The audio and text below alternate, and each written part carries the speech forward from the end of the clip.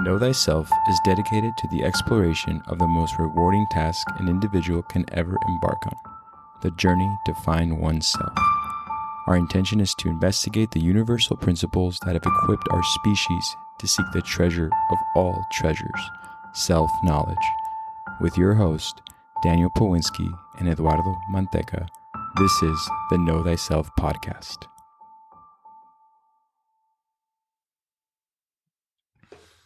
Cool. Well, welcome to the Know Thyself podcast. I'm here with Daniel. Hello. I'm Eduardo. And here we go. Continuation of the 7 days of creation. And last week we had spoken about some things we would be bringing up along the way that we probably didn't cover or didn't have time to cover. And one of those things was regards to numbers. And I'm very excited to talk about it because I've seen different things in regards to the numerology or the significance or the origin or whatever it might be with the pattern and the numbers in the Bible. But today I really want to kind of nail that down. I want to talk to you more about it. And I'll probably have a lot of questions as we go. But as usual, man, take it away. Cool, my man. Great intro. I love that. So yeah, this is, if anything, we've been very, it hasn't been very, direct with some of the information because we've been talking about, especially like going through Genesis, we've been really working through that process of using our imagination to actually understand, this galactic event that took eons, not only externally, but also internally, and how it's still developing inside of us and how the energies of creation are still playing their parts in our own internal creations and our external creations, right? So there's a lot of, it's kind of a heavy subject. Of course, with the creation of consciousness, you would want it to be a heavy subject because it's the most important thing in the world. And so what we're going to kind of do today is almost like a cheat sheet is really what we're doing today of numbers in the Bible, okay? Because numerology is a fantastic subject. I really would recommend any of an esoteric occult student to look into the science of numerology. And there's its own personal application that you can have for yourself, kind of like you can do astrology personally for yourself. Right. But also you kind of get into this realm of like astronumerology. And that's kind of what we're going to be looking at today. And we're going to be kind of doing more of a cheat sheet for it. So it's going to be almost like simple keywords that will help you more understand the essences of this number when they present themselves in the Bible. Okay, so that's what we're looking at doing. So again, we're just talking about essences. So essences are just that desire energy that is kind of carried with the significance of this number in this story or this Bible. So its emanation and its manifestation can be multiple different things, but this number that it's representing is going to be important. And it's going to kind of align to something. So that's going to happen with direct numbers and also any other number, like say it's like this person lived for 480 years. Mm-hmm. So what you're going to want to do there is you're going to want to take that 4 and that 8 and that 0, and you're going to add those digits together. So 4 plus 8 plus 0 equals 12. Right. So not only do you have 12 in this place, you can also take it a step further and go 1 plus 2 and 3. And you're going to see why 3 and 12 are actually kind of connected. But anytime you see numbers in the Bible, you kind of want to break them down all the way. And it's going to be really important to what they're actually trying to signify in these stories. And there's a lot to be said in those numbers if we're actually paying attention to them. So, so today we're kind of just going to make a cheat sheet. So again, the Bible, so important for understanding especially when we're talking about the Old Testament, the Hebrew, its connection to ancient mythology. We're going to really start to see the zodiac make an appearance today, numbers like we spoke about, and then also the chakra system, the Kundalini, which is such an important aspect of our spiritual development and our growth, will also kind of make its Genesis story today in our discussion. Awesome. And kind of introduce that. So pretty exciting stuff. So what do you think? Do we just jump into the numbers? Yeah. No, and first of all, yes, let's jump into the numbers. My question before we jump into the numbers was simply about the essence. I like that you say the essence, like just to clarify between you and I. Do you mean the essence as in like the significance behind, not the significance, I don't want to use that word, but what we already know instinctually about the number 7? It's like most people can say the number 7 is such a lucky number, but it has this essence to it where no one denies it. Or 3. Mm-hmm. 3 is another one that I think, especially like 33 And so I don't want to get too ahead of myself. I'm saying, is that what you mean? It's like the what makes it alive about it, where it's like, oh, there's an energy that's kind of coming off. There you go. That's it. That you just said alive. It's living. So that's it. It's a living thing. So again, there's so many different living things that have the same essence, but as they go through development, they manifest into something a little different. So that's what we're going to kind of see. And then numbers, not only are we infinite from positive to negative integers, it's also so almost infinite in the expression of these emanations and how they make themselves apparent. And they're so in front, like in our face in the physical world, and we just look right past it, like awesome. So many other things of consciousness, right? Yeah, no. So that's literally the answer I was hoping you'd give. So nailed it. My guy. Yeah, no. Cool, man. Well, without further ado, continue on, man. Well, perfect. Well, we've done an exercise kind of like this in the past. So we're going to we can probably kind of make our way almost through this quick and just kind of really kind of highlight where the Bible is going to kind of come in here. But the one thing we want to look at just to kind of get started off is the number one is always going to be the representation of God. And this is very interesting because when we talk about God in the Bible, and we've been talking about this through this whole Genesis program, you're talking about yourself, right? So this one, though, is different than the numbers that are going to follow, because this oneness is very much that emanation almost that we came from. So it's like that first emanation. Mm-hmm. So just like when we were talking about the Genesis story, that first emanation of creation, which was that motherly mist that was over the waters, right? It was in this like perfect peace and bliss, and all of creation was enclosed within this mist. And then it was that arrival of Saturn that kind of shook everything up. And then the war of the Titans kind of began, right? Right. And so this one, like the first emanation of creation, is that oneness that we have with consciousness. So there's no separation when we think about the number one. So this is almost like the most complete number. It's actually not the most loneliness number. Like when they sing one is the loneliest number, this is actually the most complete number because you're one with creation.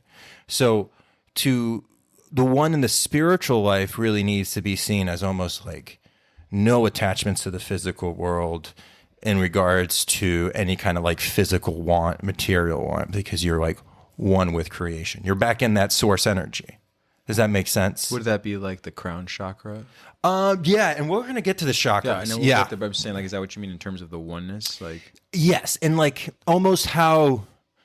Good question. Okay, this is perfect. I'm glad you actually brought this up right now, because the crown chakra is such a unique one, because you can only tap into the crown chakra when the other six are balanced, right? And that we're going to kind of learn about this, why that day of rest is there. Sorry if I got that. No, it's good because it's all the same conversation. Right. But this crown chakra is going to kind of work with that oneness, because there's no activity that really you do when you turn that crown chakra on other than just download and bathe in this universal intelligence. Right. But the only way you're ever going to get there is if the six chakras that come below it are aligned.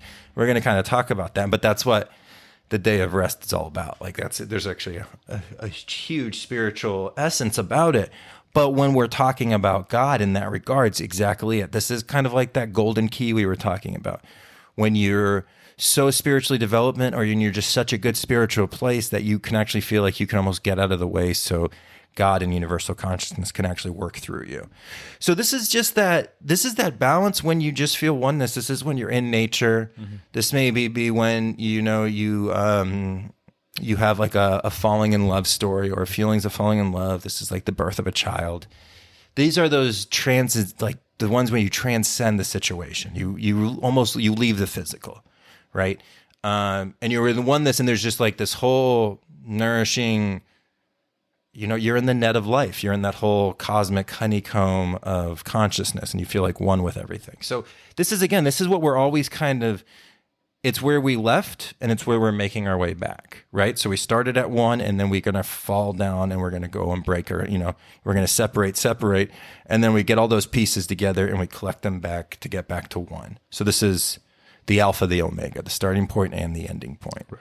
So, so God's going to this is going to kind of show that perfection unity with God, which is kind of the steps that we're kind of taking. So does that For one right now. So when we kind of, and one's going to be a unique number as well in astrological numerology, because you're not going to get its expression very often other than like 1 or 100 or 10, right? Because anytime there's another number there, you're not going to have that opportunity to have 1 come up again. Right. So it's very unique there.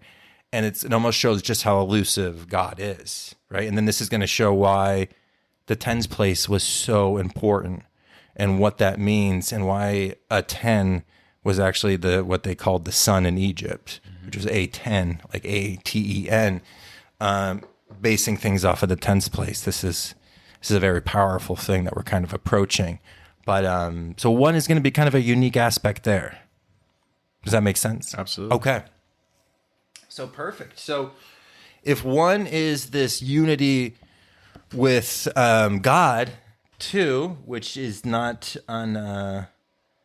unfamiliar to us because we've had discussions about polarity, but 2 is going to be the duality. But this is interesting because this duality now is you and God. So it's like the birth from the mother, the child in the womb is like the 1, right? Because it's just a 1 organism. This is like the birth and the recognition that you're separate from your mother, right? But there was a connection at one time, and that's kind of what we kind of do with this fall down into matter.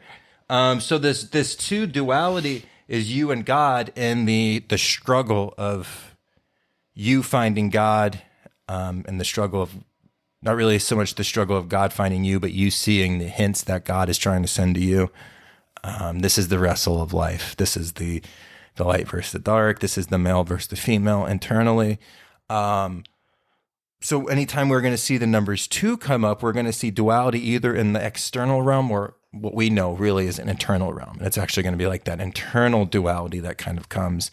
Now that can be balanced, but there's also, it can be a prominent thing, and we can see where this duality, when it's unbalanced, what the ramifications are in the individual's life and its societies. Right. Right. So that's what 2 is going to represent. So we have 1 is going to be the Godhead, 2 is going to be the duality, and we're just kind of making our way back down. And kind of looking at those poles of life and really just kind of, again, familiarizing ourselves with these essences. Now, 2 is going to be a really, really important, especially when we get to the New Testament and the age of Jesus, because it's all about that age of duality, the age of Pisces. But as we approach 3 is really going to be, again, a number that we've looked into, but 3 is really going to represent new life. And we're going to see the Trinity, the trivium make its appearance. But this really represents that resurrection, right? And anytime there's going to be, the 3 is going to always make itself apparent when we are seeing some sort of like resurrection. Whether it was the resurrection of Jesus, I want to say Jonah spends 3 days in the whale. I could be wrong on that, but we're going to see that as well. So 3 is always going to kind of represent this new life in this aspect of the Trinity and the Father and Mother and the action, so the Holy Son. And we're going to kind of start to see the aspect of manifestation. So 3 is always going to kind of represent the ability to think, feel, and act, which we kind of talked about with like the Wizard of Oz. So, 1, 2, 3, right off the bat. Do you have, because I'm just like chatting over here. Do you have any comments or questions for 3, 2, and 1 at this point? No, I like just to keep flow. powering through. Yep. No, I think anything that I might ask in regards to the numbers will just take away from the fact that you're already presenting them, because I'll just reiterate what you're saying. Cool. Okay. Or I'll if I have a question that sort of like goes away from, or that arises because I'm like, I wasn't familiar with that, I'll probably ask you a question, but I think like you're flowing just fine. So well, and it's too. This is a lot of this stuff is kind of review for us, right? No, yeah. So don't even slow down, man. I think that you're doing wonderful. Perfect.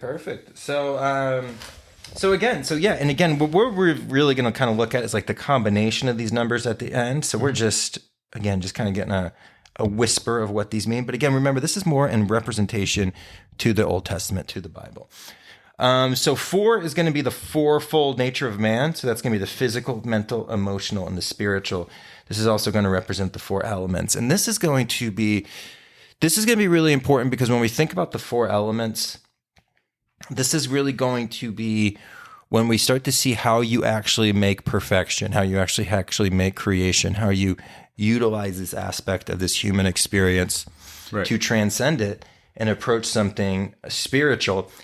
It's going to be by utilizing these numbers. So the fourfold nature of man, the physical, mental, emotional, and the spiritual, is only going to be able to create that new spiritual life when it is attached with the Trinity, which is 3. Mm-hmm. So this is why 4 plus 3 equals 7. So that's why we're going to make our way to 7. Right. So that's all going to be about using the Trinity with the 4 elements to really almost become a creator within creation. And this is why 7 days is going to come up.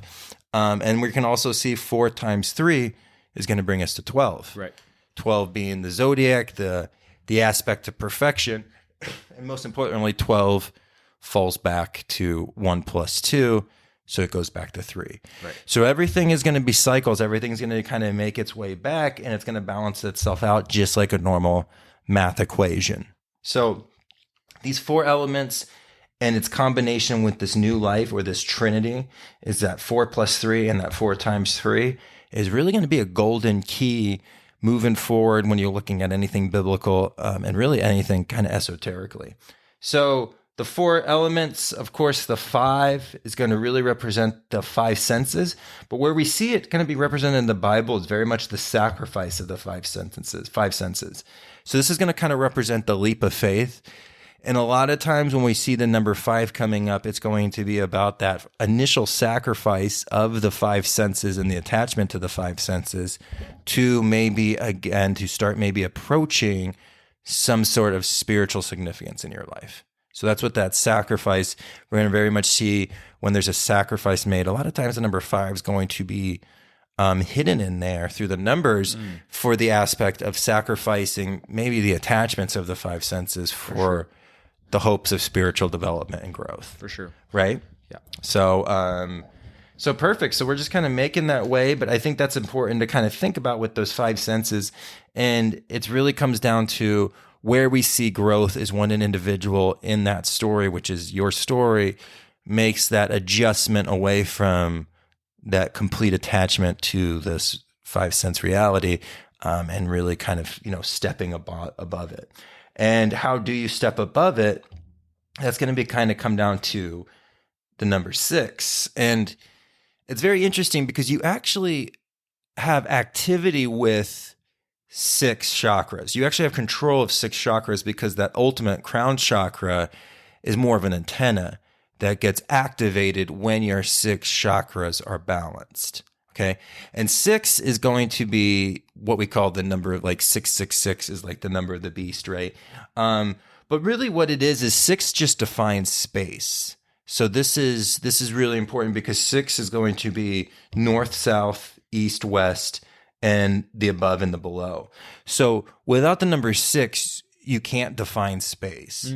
So without the utilization of your space, you're not going to be able to, 1, help the manifestation of time, and 2, really progress through this whole evolution of consciousness. So this understanding of space is very important. But again, it's coming in this very direct order, just like alchemy, right? So we started with God. We went to duality. We learned the Trinity. We learned the 4 elements. We learned to see beyond the 5 senses. And now we're learning the ideas of defining and really controlling space, the space of consciousness, of creation, right? And again, this is the cube.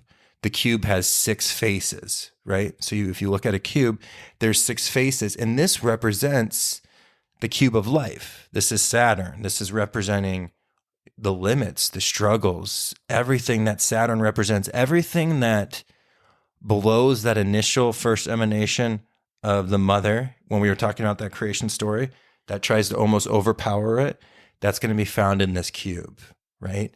So this is, again, why you see in all major cities giant black cubes in the financial districts. A lot of times they'll be standing on their side, and this is an ode to Saturn. And again, the 6 faces of the cube being the most, durable shape, right? Like that's why the pyramids are built off of cubes, and then they kind of make their way up to a point. And again, that's what the pyramid is trying to show you. Like, you start with the 6, you start with the foundation, you start to understand space, and then you let that gravitational pull upwards of spirit pull you to your tip. Right. That's what a pyramid kind of represents, right? That pyramid foundation and that pull upward, because like the chakras. Like the chakras, because it's so much easier in this material world to get pulled downwards into sensation. Right. So again, all these numbers are working together, just like numbers work together when it's like Daniel's got 4 apples and he gives 3 apples to Eddie. Like, numbers are working together. So it works together in the spiritual aspect, because again, as above, so below. If it works with apples, it works with angels, right? So quote that. I will. Apples and angels. Apples and angels. That Daniel would be, Pawinski. Right? Our new side project. We were being it together. I like it.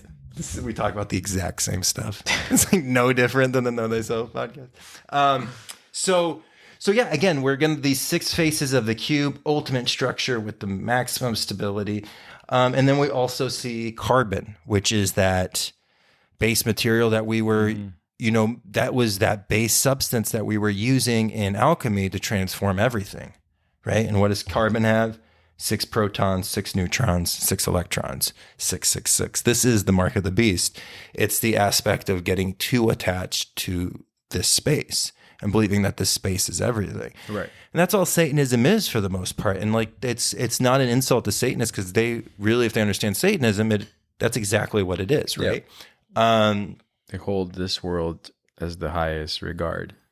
For the most part, yeah, or themselves in this world. Right. And then if you get like a little deeper, I think most people who really study Satanism will eventually make their way into Luciferianism. That gets a little bit deeper, but some people kind of stay on that, like Anthony LaVey, just kind of more basic stuff. But this is what you're almost worshiping carbon at this point. You're worshiping the experience rather than like the spiritual evolution.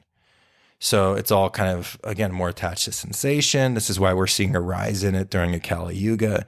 This is why, they're using this to kind of divert people's attention during a Kali Yuga, because the pull to sensations is easier now than it's been in ever. Well, because because we don't know, right? We don't know that, right? But it's the pull downwards is definitely a pull downwards, right? Since the biblical times, kind of thing, So, again, this is the building block of life is also the mark of the beast. And that's a meditation that we all have to take into consideration, because the building block of life, carbon, is the mark of the beast. So again, this whole experience is given to you as neutral energy, where you impart the outcome. You are the maker of the end. So whether you make the builder of life and the building block of life into a Garden of Eden, or whether you make yourself into the beast of man, it's a neutral. It's going to respond back to the energy that you put into it. Right. So this is why we need to understand the numbers and where we came from, which was God. Because if you stay on that path and you make your way from duality to the Trinity, to the 4 elements, to the 5, beyond the 5 senses, to understanding, to like really gaining ownership and control over these 6 chakras and changing the patterns in your life, so there is balance. So it can actually activate that 7th chakra that we were kind of talking about. Right. But it just comes down to that free will decision between, ruin and the stars. And we kind of have that decision ourselves to make. So it's like the numbers in the tarot. You can kind of add them up into the circumstances that could be within the faith of that you're living, or the path you're on right now. Right. I find that always interesting. It's like it really comes down to those numbers and how they're resonating with one another, and like what's being used and what's not being used during that like equation in your life. The equation of life. Yeah.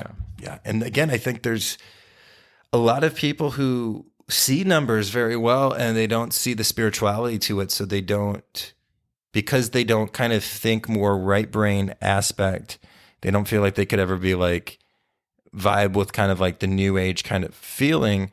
So they kind of stay away from the spiritual information. But I think if people understood about numerology and tarot, like I feel like there'd be a whole class of individuals who are intellectuals who would kind of have a door into this that they don't think they actually have. Right. Because I think most people think like, oh, if I'm going to get into spirituality, I need to start, wearing necklaces, loose fitting clothing, and just like walking around barefoot. And like, if that's how you do it, that's awesome. That sounds like a great way to spend your weekend, but like, that's not for everybody.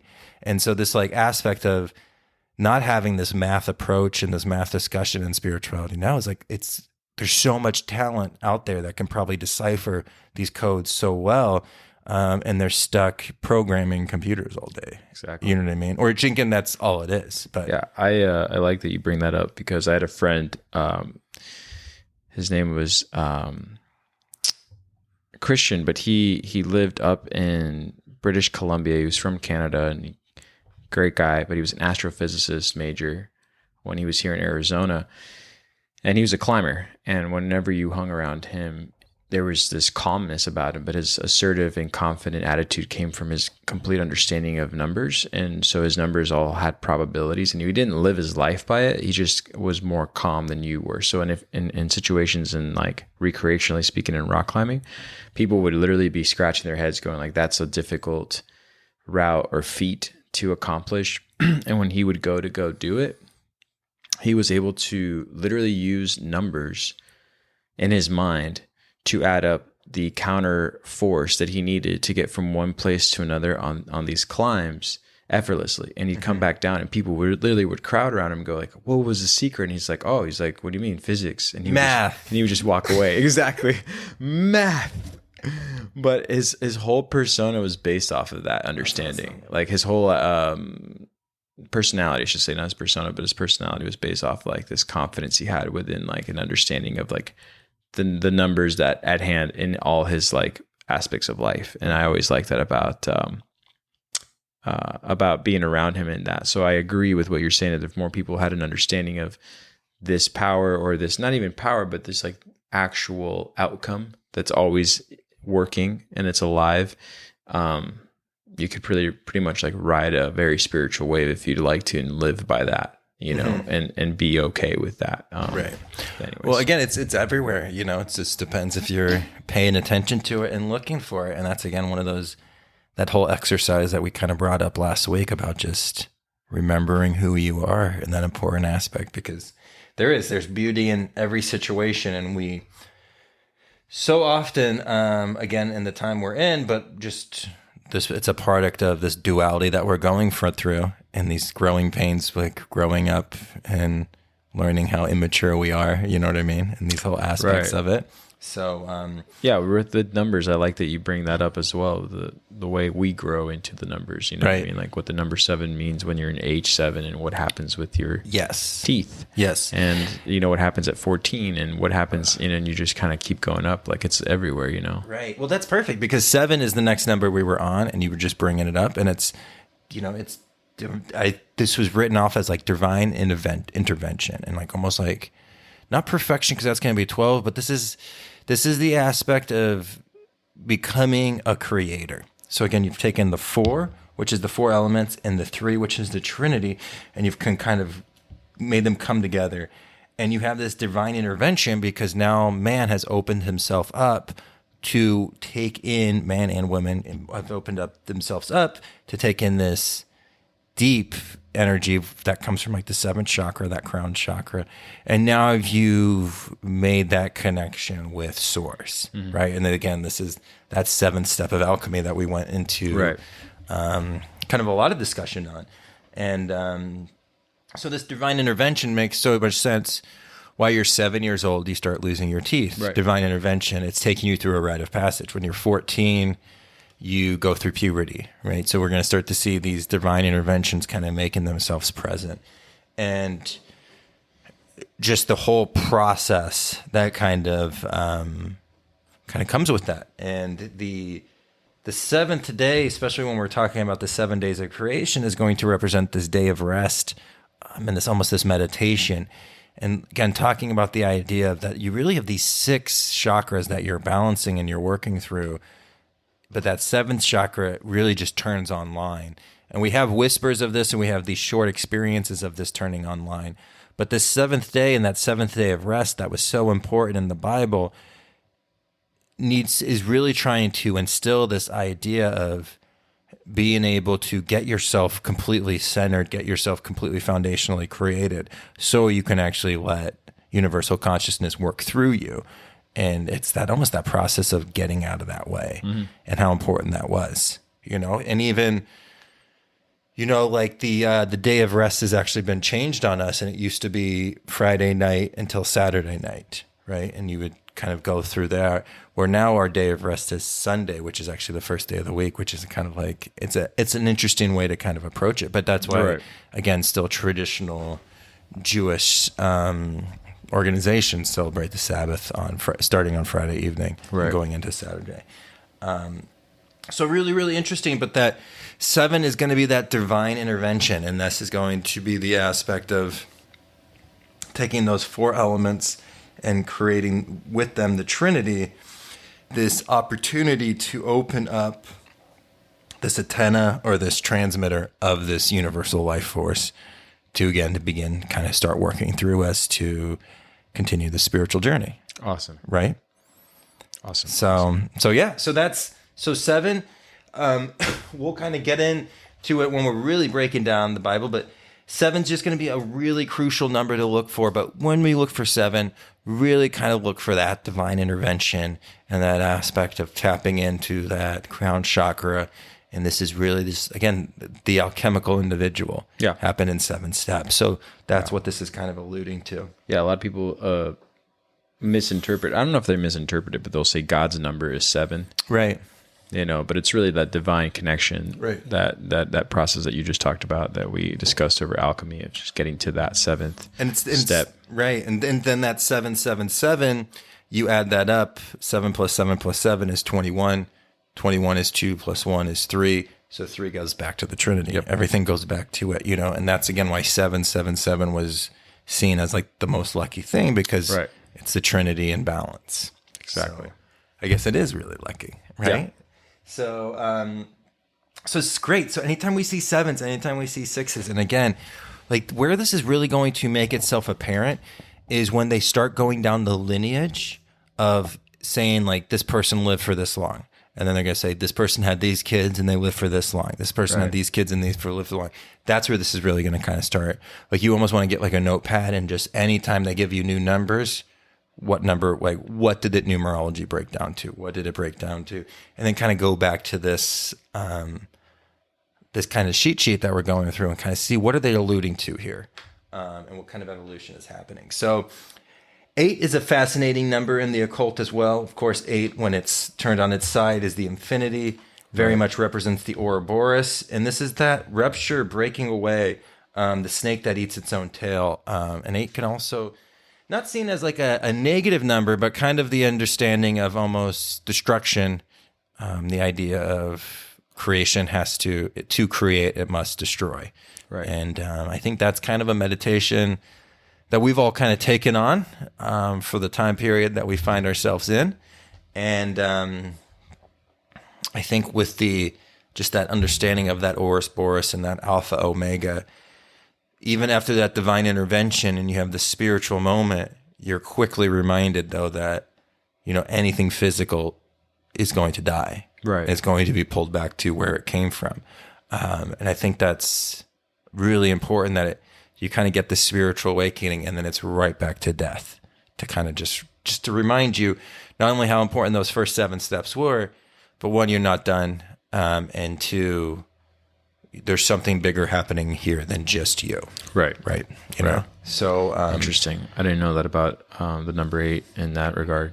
Right. And it's just, you can go forever. Yeah. It's the only one that you can trace, that you can just continuously go. Right. And that's, such an important aspect. And it's, again, with the flipping it on side and making affinity, but just a very deep aspect when it comes to even like banishing and things like that. A lot of times 8 is kind of pushing away.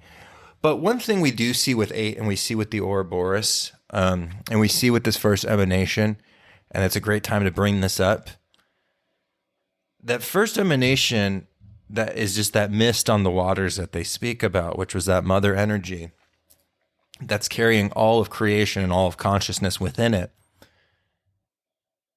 When it gets pushed by Saturn and almost extinguished, there's this like beauty thing that happens though, because it's the mother of everything. There's like this beauty that comes back to death because we die through the mother. Right. So that it's like when they talk about Shiva in the Kali Yuga, I created these worlds, so I tend to destroy them. Right. And when we talk about that aspect, there's a beauty that comes to that, because one thing we forget about when we even think about the Kali Yuga and the aspect of like people are like, oh, we're just gonna all die, and you're like, yeah, not so much, because the mother won't let Saturn take us. So there's this beauty of being birthed by the mother and also taken away by the mother. Like Saturn comes and like punches your card, but you don't go with Saturn. You go back to the mother. And that's kind of what 8's trying to kind of signify to you. So 7 is like this divine intervention, this blessing of a number. 8's kind of showing you death, but it's also showing you like, I'm not going to leave you in death. You're going to always be with me because you came from me. And you're not part of this world. You're not staying in this world. Like you're coming back to me. So even how we approach death, we don't really approach it with that thankful aspect of like, thank you for not leaving me here. Because this place can be terrible sometimes, it's just, and it's impermanent. Like, thank you. I'm like very blessed to be eternally endowed with creation that I get to go back and through that, So now, depending on like where you kind of fall on like the ladder of souls, like, it kind of depends on the work. If you're going to come back there, like in your self-conscious understanding, now, but eventually the energy that makes up you will make it probably back there. But that's what it's going to kind of represent. It's going to represent like, yeah, it's death, but like, do you want to be left behind? Like, why wouldn't you come back from the source that was the greatest thing ever? So like, we're not leaving you. And that's what's really important in even like seeing the Kali Yuga and understanding this process. You're not getting left behind because it's continuing you on that process, because you're more than just this 5 sense reality. Right. So 8's kind of be that number. And then, which is awesome. I love that you just said all of that because of what the lead up to 9 is. Right. And that's really cool. And 9 is, well, I mean, I'll tell you what I know about 9. What I know about 9 in regards to like being the highest frequency as far as how it vibrates, because of how it can be multiplied and divided. I'm not really sure if that's the case, but I know that that's what I've known. 9's my favorite number, so it's like it is your favorite number. Yeah. I was born on the 9. Right. So you are a 9. I like 9. But that's all I know. I just know about that vibration that it can bring, and the frequency of it that it brings. So I just didn't know if like before that with 8, I just like how you kind of set that up. But I could be completely wrong. So that's what you're 100% right. Yeah, and 9 is really going to be in the Bible kind of represent. Again, it's kind of that inversion of 6. So it's really taking that mark of the beast and really using it to create a higher creation. So 9 has always been kind of signified as the number of the complete man or the complete individual, right? So because you've kind of seen that divine intervention and now you've gone through death and you've overcome death. So now you made it to 9. So now to face death, you gain wisdom, because that's what really wisdom is. It's the understanding of death, right? So 9 is going to represent the intellect, wisdom, consciousness, and intelligence. And it really is that number of man, kind of. And it's a very powerful number. Like when we were adding up all the Kali Yugas, no, doesn't matter if there was 4 yugas in a time, like the Golden Age 3. When you added up the complete number of years and you did the numerology, they all added to 9. So 9 is really just this like complete esoteric number for the individual, kind of. So this is going to just really show intellect, wisdom. I mean, our first organization that we wanted to start it was a spiritual thing called Sun 9, right? And we were utilizing that 9 influence there. So 9's going to be a very important part. So 9's really going to kind of show you have the divine intervention, you've been able to face death, and now you have this wisdom that comes from this, okay?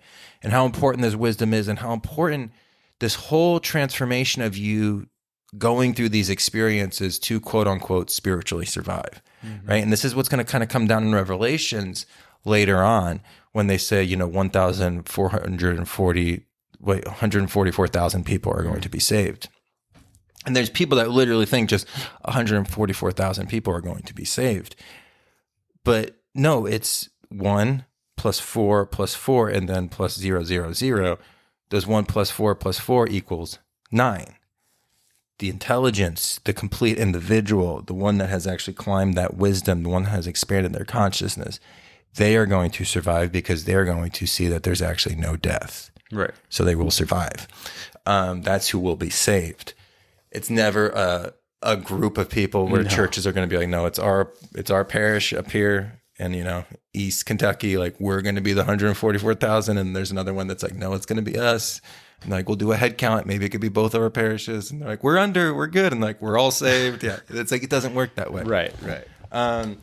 So this 9 plays such a huge role. So this is where we want to see when we have like a big figure that has gone through some kind of completion, there's going to drop some kind of numbers where 9 is going to make itself apparent, right? And then we're going to have to kind of not just see where they drop the numbers, but also all the letters correspond with numbers too. So that's like a whole step further. So really what we're kind of talking about here today is when they kind of just drop straight numbers. But then again, the letters all represent a number in a Hebrew language. So every word in the Bible can be broken down like kind of with this numerological scale that again, we're just barely approaching what is enclosed in the Bible. Right. But this is kind of a new point. So yeah, 9 is always going to produce that 9 is that number of the complete individual, the sovereign self. It's really the goal that we're probably all kind of striving to. Right. And then as we make our way to 10, which we kind of already spoke about, is going to be that, and again, I'm so sorry, but like the Trinity 3 times also gets you to 9.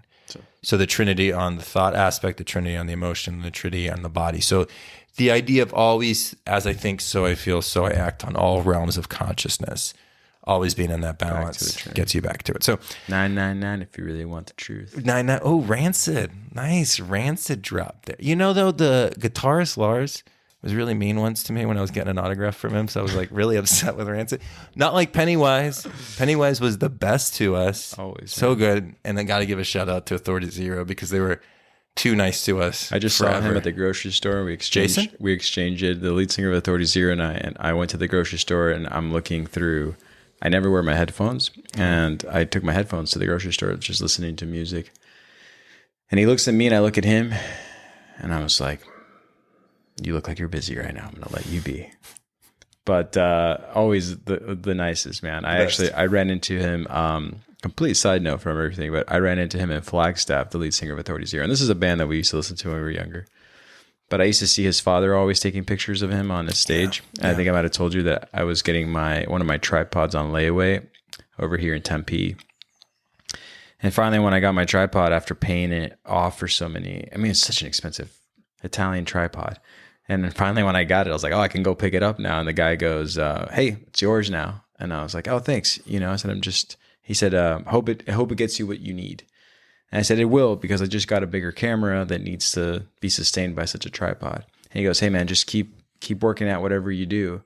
He said, I always told my son to keep working at what he does. And he's in Japan now on tour. And then just in that split second, I was like, your son is Jason DeVore. And he goes, my son is Jason DeVore. And I said, I've seen you take pictures of him since I was in 8th grade. And he's just like, what a small world. And I was like, I just walked out of there. So anyways, I tried telling that story to Jason DeVore in a parking lot in Flagstaff once, and he was like running in the opposite direction as I was, going in a different direction. He had his guitar, and I was like, I got the story about your dad. And he goes, what? And I'm like, never mind. I'll find another time to see you. And yeah, just 2 days ago, I ran into him at the store, and I was like, is this when I tell him the story? And he just is counting in his head, like if he has the right amount of ingredients or something he's carrying. I was like, nope, this isn't the right time. Yeah. So funny. Well, shout out to those side cool note cats. to all the bands that we used to listen to and still do when we were younger. But yeah, back to 10. Back to 10, right? And we go right back in as a little punk rock culture break. So 10, completeness, start of a new cycle, right? And that's kind of what we're doing right here. So, and this is really amazing because this is the cause and the effect. Like when 10 comes together, the 0 and the 1 have reunited. And that's a really, really powerful aspect because it almost is that 1 0 is that almost that binary code for creation. And now that's come back together to give space for expanded creation. And what do you do when a 10 is approached? You create space, numerological space, so you can actually approach a new creation, which whether it be, higher up the decimal, but you can actually add 10 spaces. Right. So it's very much this partial thing of creation, and it's a portal to a whole new point of value.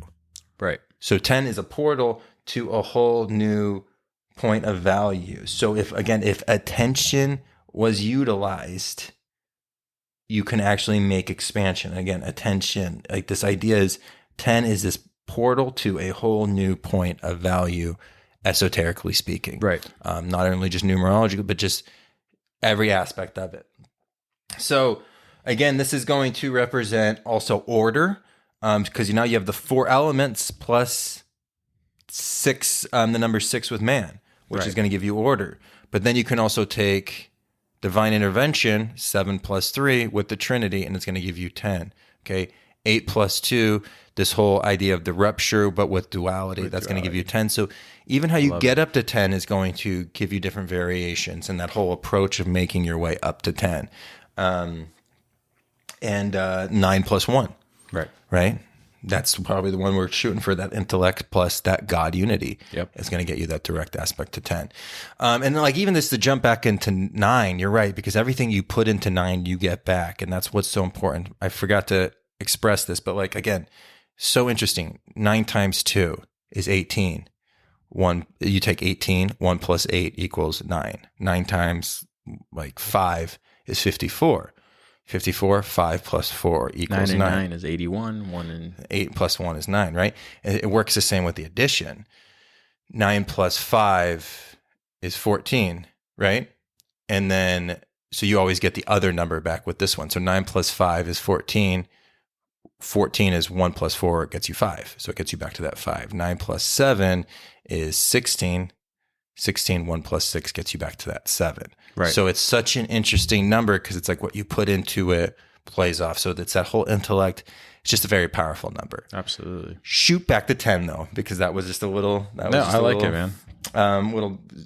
Little sidestep there. But 10 really is this whole new point of value system for us to approach life through.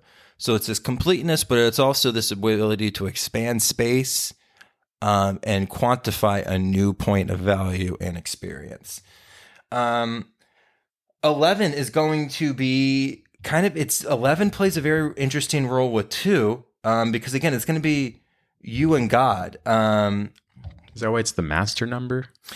I've heard it to be that, or like intuition, or like intuition. Yeah. I think when it comes to like intuition, it is, the higher form of kind of duality, but this also can represent more growing pains with that relationship between you and God. Right. Because like it's kind of like funny, but if you think of it like you and God, like almost on a talk show, and like just like the host, who's God, is interviewing you, and God, like, you know what I mean? And like you're saying what's so wrong about your life, and God's just like not saying anything. It's like, you can figure this out yourself. And then like the crowd is God and the crowd is you. You know what I mean? Yeah, it's like, right. It's like this whole drama we play with ourselves when we're just like hiding from the fact of what really we can do to fix our lives, right? So we're just like, yeah. And we're playing all the parts. Yeah, that would be a great scene to do a talk show. Absolutely. Where you're playing all the parts of the person, like the cameraman. Yep. Everything. The John Malkovich effect. Yes, that's exactly what they're kind of going for. So, so this 11 kind of represents like this new duality. And it could be, pain from the established 10, kind of the order that kind of comes with 10, but it also can be, a very expansion. Like this is where intuition is represented with that number 11. So you either took a step forward or you took a step back at this time, or not so much a step back, but there's just more stuff you have to kind of pay attention to kind of see. So like 11 gain insight from the mistake, but you gain the insight. from it, at least. Right. You know, like the rebellion of heaven is going to come in Genesis 11 with the building of the Tower of Babel. Mm-hmm. So this can also almost kind of just be like you've gone through all these processes and like you still kind of feel challenges. So now you're kind of, rather than calling out to the consciousness for love and support, now you're kind of given that like, why me? Right. Or me against the world kind of mentality. Which is a byproduct of the time we kind of confine ourselves in. So perfect. So that's what 11 is going to represent. It's going to be kind of a new variation of 2, a little step of 4, and then we get to 12, which is going to really represent perfection. And the again, we got the 12 constellations. We have 4 times 3 is equal to 12. And 12 is really just going to be this completion and this perfection that kind of comes from really the preceding. But again, it's such a powerful number because again, it's a represent of the Trinity with the 4 elements. Right. It's going to be 4 times 3. So it's that aspect of getting on a cycle on not only the spiritual, the mental, but also the physical, and approaching the realms of all life and complete coverage of all realms of life, which the zodiac represents. Exactly. And we talked about that in that, I forget what episode it was, but we like broke down like kind of the zodiac like a pie chart and like made our way out in. But this is what it was talking about. It was utilizing those 12 essences to get a better expression of that one. And again, that's all we're doing. We're just fracturing out that one emanation and it's just multiplying itself. And that's how you do. You have to break it all the way apart and then you have to put it back together. In the process, when you break it apart more, you learn more about putting it back together. The more you put it back together, the better you are at breaking it apart. And that whole aspect of how numbers work is such a key to understanding these spiritual insights or these spiritual connections, because it's kind of like right in front of us that we just, again, overlook. We don't look at these aspects very much. And I think we forget that creation has this outward process for the body and an inward purpose for the soul.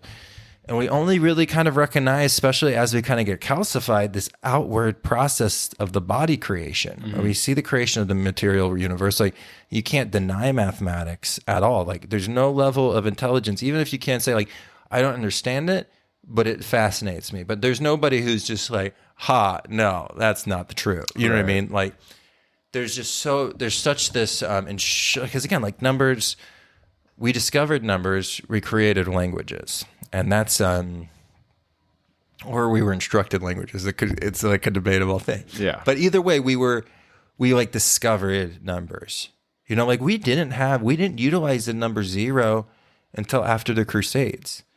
Like we didn't start the number line at 0. We started it at 1 until the Crusades. It was Islam that taught us about the number 0.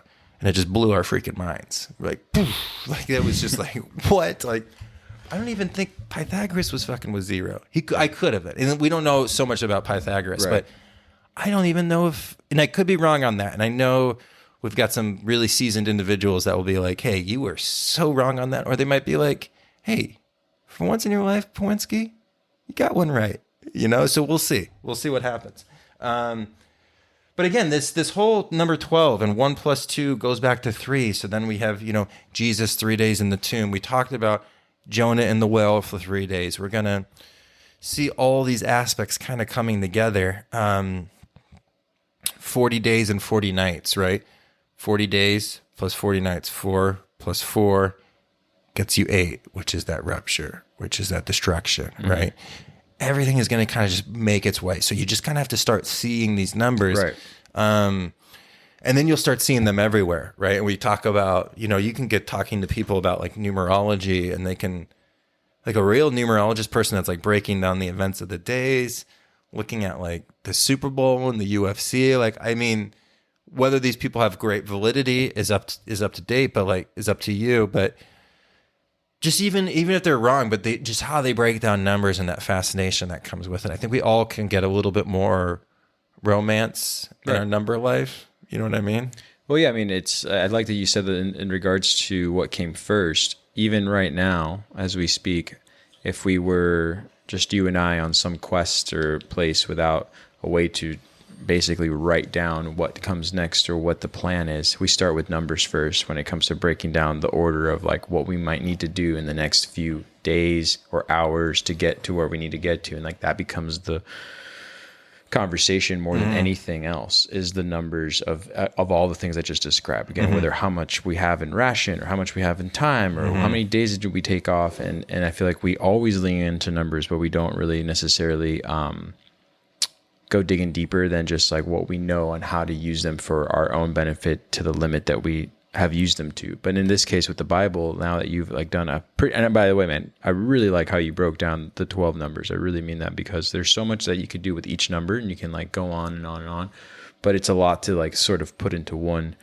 podcast. And I think you did wonderfully with that, man, because I think we're going to keep going here with Genesis, right? So we might as well have this conversation now, right, before we continue on with all these verses and like what the numbers really mean and how the Bible puts it down. Kind of thick sometimes too. They're just like, hey, like here it is, right? You know, and if you don't know it, it might pass right over your head. I'm not really sure. So well, milk for babies, meat for men, and that was, again, that wasn't like just men, like the manifestation of men, but just the idea of like you have to be a strong individual to approach these understandings. Right. So that's what they were kind of indicating, and that's what we see through every spiritual school. Every spiritual school, there is some sort of dedication needed for the deeper secrets, you know, because like even like how we like, even in the very beginning, we've been able to drop deeper secret like, or deeper information and more complex information as the podcast is going on, because you need that like foundational information. But like none of this stuff, like that was the thing, like people used to be like worried about it getting out, but if you don't have enough information, you need so much like prerequisite information for some of this stuff. You know what I mean? Because if someone just starts like yelling at you about like zodiacs and you're on the bus, you're going to be like, what is this? This is craziness. You know what I mean? And again, like my family just thinks like they don't really know what I talk about on this thing. Right. They're just like, I don't know what he does. Like he does something. He goes over to Eduardo's, who we love. Like we love Eddie, but we don't know what he does. Oh, interesting. Yeah. One day I'll drop by their house and just have a one-on-one with them. Right. Just be like, this is all that I discuss with Daniel, and too bad you don't know enough about it. Cause no, I'd be like, let's just tell him that it's just like, oh yeah, Daniel just comes over and makes deli salads and yells out the recipe, and we just video him. They'd be like, oh, Daniel's got a cooking show. We should do a cooking show on the side. So if they ever like, this is what you've been doing, like this is it. That would like, be fun. That would probably be a good background too for like, because like whatever happens if like one of the other teachers come up to me at school, they'll just be like, hey, I heard you think the end of the world's out. I'm like, oh my gosh, like what would I even do? Like, true. My whole little, that would be funny. So yeah, we probably should make a little. We should. Show. We'll just make a couple of videos of you doing basics on grilled cheese sandwiches. Okay. I mean, you know, we'll just tell people like that's it. Just took off. That's it. He never got out of the grilled cheese game. He just stayed. He just kept it cheesy. Yeah. That's what we'll call it. Just kept it cheesy. Keeping it cheesy. I'm sorry about that little tangent we just went on. That's what happens when Eddie and I start looking in each other's eyes. Because, though, to make a full circle back onto it, is like you have to find the humor in the fact that even if you describe these things to people without the base understanding of what it is we even discuss or what our listeners want to even know more about or know more about than we do, you'll get nowhere. You really won't get nowhere. But a good thing to consider in the regards to ignorance of the understanding of a lot of these things is that you can reach people at the base level with numbers. Yeah, no, I think it's a great introduction. You're 100% ease into right. numbers, and people are like, "Oh yeah, like I see what you're saying." And they could be an engineer, and they're not at all having a spiritual conversation with them or wanting to receive you as someone who they can open up to. But through that understanding that foundation that we're already born into, it's kind of a something to base things off of. You do it with sports right away. You know what I mean? It's like, oh, the score was and the ranking is, and people are like, oh, that gives me a concept of like what the hierarchy here is and why I should be vested into this. And it's kind of interesting, you know what I mean? I've seen you do that with people. Like I don't really watch sports, never really cared, but Daniel like kind of always had like a toe in the water somehow, and he would just like talk to people, and then immediately I'm like, how did you just make friends with a bunch of people that I would think would not want to talk to us? And he's like, oh dude, they're offering to buy us beers. Like I just told them that their team is for sure gonna win in the finals because based on numbers, this is how they're going so far, and they completely agreed with me. So you know how you didn't know how we were gonna eat dinner tonight? They just invited us over. I'm like, oh dude, all right. So numbers. Right? Yeah, it's so funny, man. I think I watched so much sports growing up in Texas when I was a kid that I think I just like channel stuff. And I think I spoke about it. But like I just like know weird stuff. Like I haven't watched sports in forever. But like when like I owned those restaurants and stuff, like I could always chat sports with people at the bar. Especially at the restaurants, people would come up to me, like my employees, and be like, when do you have time to like, you're running around here like a madman. I'm like, I have no time in the world. I have no idea. Like I kind of just blacked out that conversation, but it looks like it went well. Well, you were actually really quick at reading stats back to numbers. And so I think if you like gather enough information from stats, the stats pertain to the person. And then all you say is, oh, Pierce, and I'm just making that name up, for this season is blank and blank. And I was like, how does he know all that? And you're like, I don't know. But I'm like, I think you just picked up the numbers fast enough to be like, oh, that guy's a worthy player. Right. And then someone's like, I just made friends with you. I'm like, how did this just happen? Because I know nothing about the sports. And the guy goes, about that game. I'm like, what game? That game? They're like, oh, I'm just going to keep to myself. I'm like, no, ask me something else. You want to talk about Spanish? Okay. Dude, love it. Love Cool, it. man. Numbers. Anything else you want to add in there? No, I don't think so. We will approach the 7 days of creation next week, and we'll just kind of keep on making down this Genesis road. Cool, man. I'm so glad we were able to like really, I think this is a super important one for what's coming next, to have that, again, that base understanding of where we're going with numbers. I think that's awesome. Right. So, lots of love. Cool. Well, thank you again to our Patreon members. Thank you again to all our listeners, and and your patience with us. Just kind of have these open discussions over the course of Genesis, which again, it's a lot, and we're doing our best to just continue studying away and putting our thoughts together for you to challenge us on. We love it. Cool, man. With that being said, anything else? I don't think so. Until next time, then. Until next time. Until next time.